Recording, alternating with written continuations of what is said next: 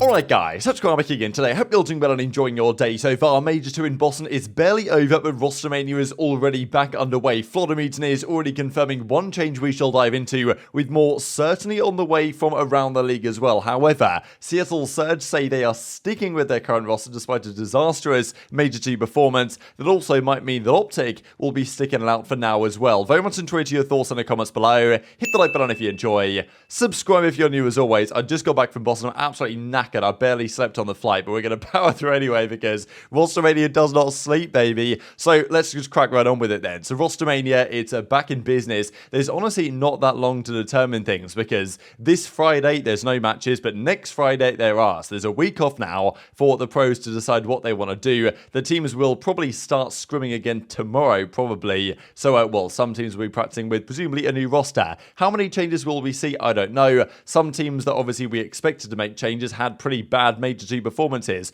I thought Rokkr also could have been in that conversation, but they played well at Major 2, so probably that's off the table for now. But who needs to make a change, who will make a change, is a different question, as kind of T-Dog says here, or one of the many T-Dogs in the scene. So London, Boston, Seattle, anyone else I could be missing? So, I mean, look, London need to make a change. Boston, we know are making a change. And Surge, you'd imagine would need to make a change at this point. I don't know how their chemistry is holding on in that camp, but apparently it is. But maybe only by a very small, short thread, right? I mean, we saw at the start of the season with OpTic, we presumed, you know what, will this OpTic team actually last? Is the chemistry just ready to break? And turns out they lost to Florida Mutineers one time, and indeed it happened, but the rotations say missing some, implying that indeed it's not just London, Boston, Seattle, but also others getting involved, and one of those teams has been confirmed to be the Florida Mutineers. Confirmation from MajorManiak, unrestricted free agent for Stage 3. There was some surprise to this from Priester and Attach and others in the replies because this isn't a restricted free agency, i.e. he's on the bench. This is unrestricted, i.e. they dropped him, right? He's not been benched, he's been straight up dropped by the Florida Mutineers and his contract has been terminated. The same thing that Los Angeles Guerrillas did with Huke the other day, or the other week now, that OpTic eventually got him. Pretty sure LAG did that because they didn't believe they were going to be able to sell him to anyone. And maybe they think the same thing here with MajorManiak, that there's no, trade market for a player like him at the moment. There might be to very specific teams we'll discuss here in a second. But yeah, Major, interesting player really, because of course he was on the on the Gen G team back in the day as well, but he was on FaZe during, Modern Warfare, had a good season, and then since then, okay, he had the Rokkr moments, but it's been kind of downhill. And then the Florida saga after he went down to Challengers briefly, came into the Florida Mutineers. Obviously a great search and destroy player. He's got the whole, it's never chalked gimmick, and this is actually confirmed by the Mutineers themselves that, after, quite some time with MajorManiak, he's now gone from the organization and will now, I'm presuming, be fighting it out in Challengers unless another tier 1 team gives him an offer, which they might. We'll discuss here in a second. Is this the right move though for the Mutineers? Now this is not the only move they'll be making, we believe. It could be at least a 2-man change. Gotta say though, MajorManiak was deeply frustrated with this. Now, gotta say this is a very vague statement here for Major, so it's tough exactly to say who he's talking about, what he means, but he's clearly discussing, at least in part, some of his probably former teammate or maybe general manager situation over at the Mutineers. It takes a toll dealing with what I have done in the last couple of years. I take responsibility for my poor performances, but the backstabbing and pure selfishness I've put up with makes me sick. That kind of character alone doesn't create a winning culture, and not how I would craft any team. So yeah, quite the statement, right? I mean, look, it's pretty vague, doesn't mention any specifics here, but you know, imagine he's probably talking about the Mutineers and saying that there's backstabbing going on, there's selfishness in the team, there's, players that aren't playing to win, they're just there for all this. And honestly, it does feel to me, and it deeply frustrates me whenever I see organizations building teams that are never going to win.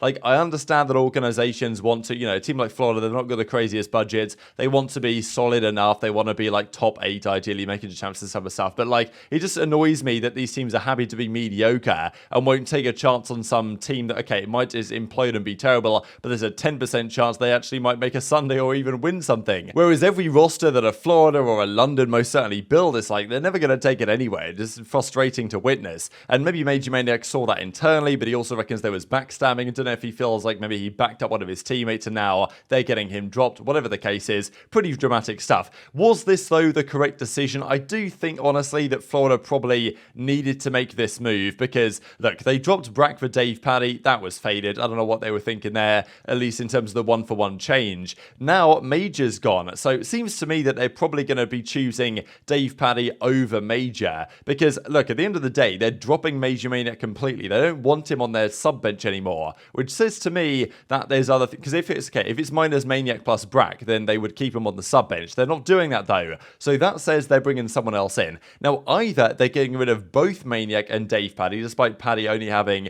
a very short period of time in the team, and they're bringing in 2 more ARs, i.e. Brack will return at +1, we'll see who that might be in a second, or they're possibly going to change out the SMGs. I think that, you know, with Capstar and potentially others on the market, you might have to strike quickly, because I'm surprised a guy like Capstar hasn't been picked up already, to be honest. I think teams like, you know, certainly Vegas should be considering it, Florida as well, even though apparently Vegas is sticking, which is a bit surprising to me, but I guess they don't have the money to buy anyone, which is kind of sad. But yeah, so these are the stats, including, we've got, well, MajorManiak here. These are the stats just from the Brack days earlier on, when Dave Paddy was not in the team quite as yet. So I just scrolled down by 1 here so you can see Brack's numbers. I thought theoretically and statistically he was the best player in the team, and actually kind of interesting, at least in the respawns, Major and Dave have exactly the same kills for 10 minutes, despite Dave only playing 5 hardpoint maps so far in the Florida Mutineers team this season. But look, MajorManiak is a good search and destroy player. Delivers in searches. He is a player that can help you win a game 2, game 5,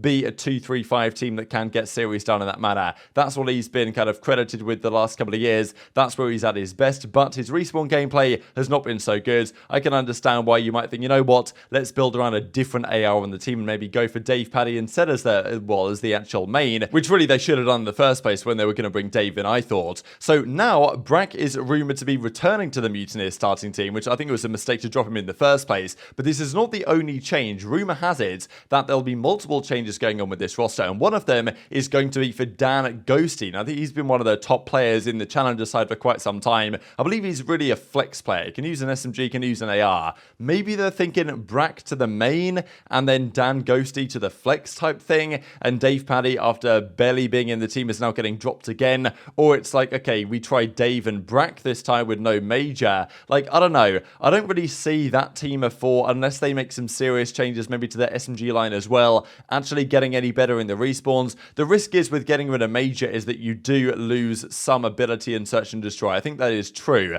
Now, whether he's done enough in the respawns to justify his, you know, being retained by the team, I don't really think so. I would probably have done a similar thing if I was the GM of this team after this tournament. But you've also got to look at the SMG line. Havoc, I don't think should go anywhere. Vickle probably will continue to improve, but, you know, is there an upgrade from Vickle? There probably is, potentially. So definitely intrigued to your thoughts on what the Mutineers have done and will continue to do. The other question, though, is where does MajorManiak go? Is there any team out there that wants him? The one that might is Surge. I know that people have been talking about this, and maybe for understandable reasons. That Seattle Surge are terrible at search and destroy. They are the worst S&D team in Call of Duty League history, not helped at all by their performance this season. They are 0-12 in online search and destroy qualifier matches. It's an absolute shambles. Now, Major, we know he's great at search and destroy. He could come in, he's a main AR, he could replace accuracy, probably would drop similar, if not better numbers, and, you know, would probably be better in search and destroy. Now, does Major single-handedly fix their search weaknesses? I mean, yes, accuracy has a 0.5 in search, but so does Sib. So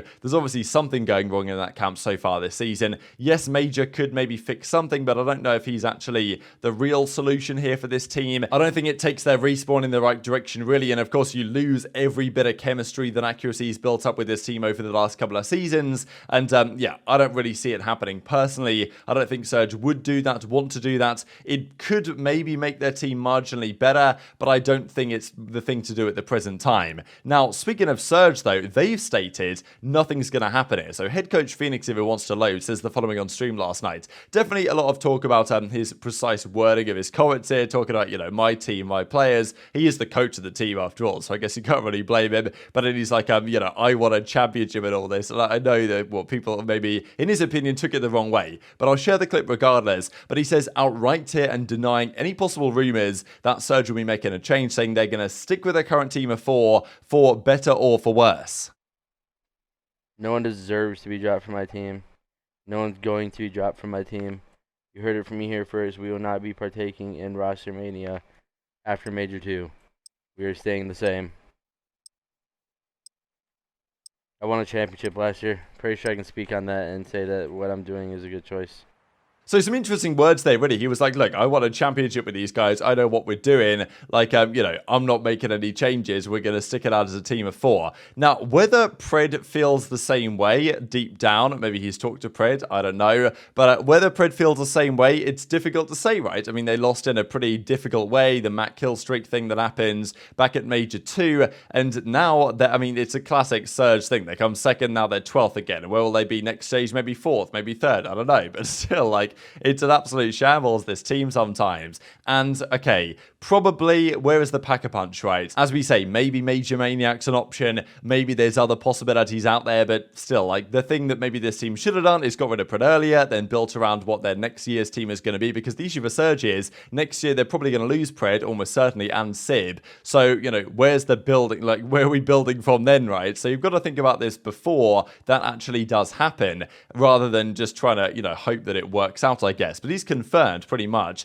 they're not making any moves. Now, whether, Pred's been hinting about the OpTic stuff and all this, the ladder cheese right from the other day when OpTic were playing the Thieves. So, yeah, Pred obviously wants to go to OpTic, but clearly their coach Phoenix, who is apparently calling the shots, does not want to make any changes to this team. But, maybe changes will be forced, right? I mean, there's not that long for things to figure out. So maybe Surge are going to stick after all, but I wouldn't guarantee really anything at this point. So, look, we know that some teams are going to stick, of course. FaZe, New York, Toronto, Thieves, they're going to stick. OpTic probably going to stick as well, especially if Surge aren't making any changes. Rokkr, I don't imagine want to do anything now. Boston, though, we know are making a move. We'll discuss it in a second. Guerrillas, could they improve? They probably could. All the teams down here, I think, at least should be considering it, because after Major 2 we are now. Like, if you don't make changes now, I think already you're looking at this list of CDL points and you're thinking, what, the top 6 probably are as good as set, really, I think, for World Championship, the way they're playing and the way they've played so far. And then even Boston and Surge are probably quite likely. I mean, I would say that Mutineers, Legion, and Ravens right now are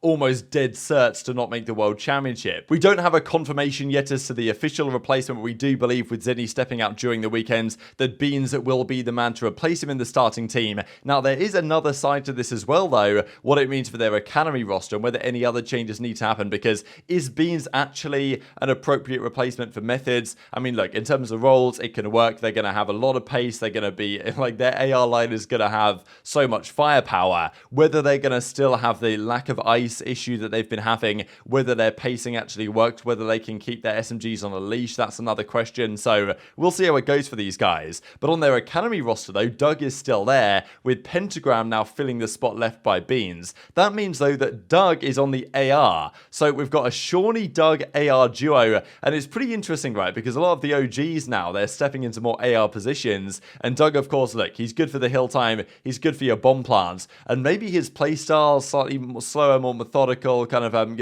objective-based play, actually fits an AR kind of well, right? So we'll see if Doug, still drops a, 0.8 or whatever with the AR in hand. But he did play some series last night, and we saw that Doug here dropping 31 kills, top of the scoreboard on his team despite losing this map. So maybe AR Doug is actually the way to go, and it will be a pretty fun story to keep up on over the coming days. But very much enjoyed your thoughts on all this stuff in the comments below. Hit the like button if you enjoyed. Subscribe if you're new. Take care, and I'll see you next time.